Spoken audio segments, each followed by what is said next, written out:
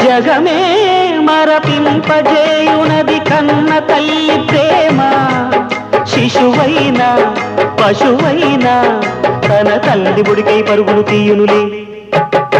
జననీ అను మాటలోని తరియుచు మనిషి జన్మ. ఇలనైనా కలనైనా ఆ అమ్మ రుణమే ఎన్నడు తీరదులే. ప్రాణం నా ధ్యానం మా అమ్మ కోసమని, ఉన్న బ్రతికున్న మా అమ్మే లోకమని.